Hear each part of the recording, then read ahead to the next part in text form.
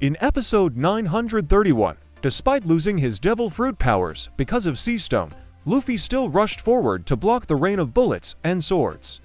Thanks to that, Old Hyo had a chance to escape for a while. Somehow, Kid also managed to escape, causing even more chaos for the guards. Pushed into a corner, Luffy was forced to protect Old Hyo while fighting off the soldiers surrounding him from all sides. Eventually, both were captured and taken to Ibisu town. At Ibisu, Law's group was present. Tanoyasu, who was said to be Zoro's friend, immediately welcomed the group warmly.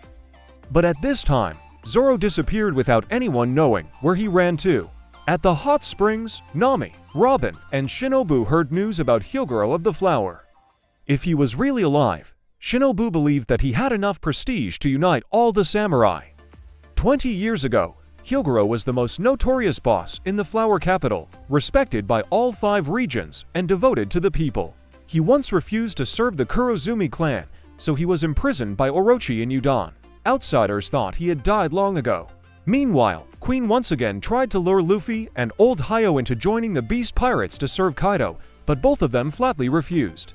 Not far away, Reizo was trying to get close to give Luffy the key to the Sea Stone handcuffs when he met Kawamatsu, a member of the 9 Red Scabbards, who was imprisoned.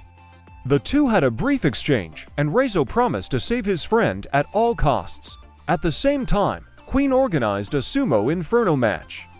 He locked 2 explosive collars around Luffy and Old Hyo's necks, the same ones the Celestial Dragons used. Queen then had the Sea Stone collar unlocked, but set a rule: if she stepped out of the ring, the collar would explode and decapitate her instantly. Episode 932 opens with the first wave of soldiers rushing into the sumo match. It's called a wrestling match, but the other side is holding weapons everywhere. Luffy just needs to lightly sweep Heishoku Haki to take down all the small fry soldiers. No one can touch him, because Luffy must protect the boss Hyogoro at all costs. On the other side, Hawkins and X-Drake follow the trail to the bathroom to capture Nami's group. Luckily, the Devil X-Drake blushed and didn't dare to step in, so the situation was a little less suffocating. At that moment, Nami's towel fell to the ground, causing a real chaos. And out of nowhere, an invisible man with a bloody nose appeared. It turned out that Sanji had been there all along. Having the ability to be invisible, he used it for the right purpose. In Wano, anyone who knows the story of Sora, Warrior of the Sea, can immediately recognize Sanji's Germa just by looking at his outfit. However, before the two sides could confront each other, Sanji carried the 3 girls and ran away, heading straight to Ibisu town. The worrying thing is that they still don't understand why the enemy discovered the crescent moon mark on their ankles, the secret of the Alliance Force. Sanji also heard more bad news. Kinmen's samurai group was captured while searching for allies and dragged to the sumo hell arena. Taking advantage of the chickens here, Luffy began the process of training high-level armament haki, what he needed to penetrate Kaido's steel-hard skin. Luffy recalled the time when Rayleigh used haki, not only to cover his body, but also to release it, strong enough to throw away a giant elephant. That was the skill that Luffy had to master before confronting Kaido again. Meanwhile, in Ringo, Eastern Wano, a mysterious man named Gyukimaru continues to attack anyone who approaches Oihegi Bridge and steals their weapons. Zoro comes here because he stole Shasui from him. Gyukimaru says that Shasui has been returned to its rightful place, because it is not only the sword of the legendary Ryuma, but also a national treasure of Wano. No one outside of this country has the right to possess it. And so the confrontation between Zoro and him begins. Episode 933.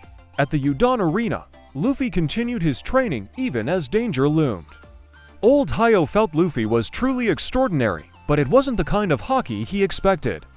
Luffy had only strengthened his body, not yet reached the level of the Dark King.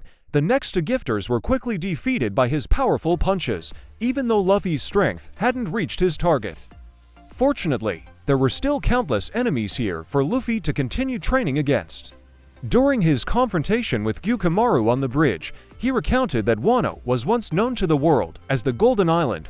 Gold and silver attracted countless pirates and nobles who wanted to seize the land. The swordsman Ryuma had repeatedly proven his strength against invaders from the sea. He was a legendary figure, most notably for his feat of slaying the dragon that once appeared in the capital.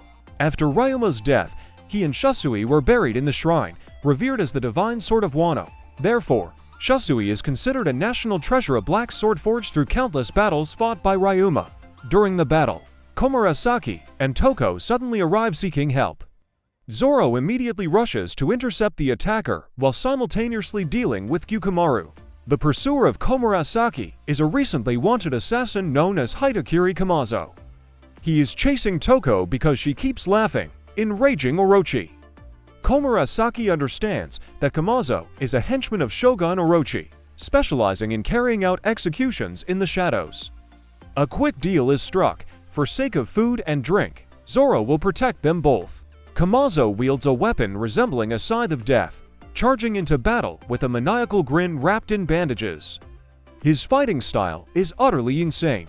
After a while of fighting, Zoro understands that he must take this assassin seriously.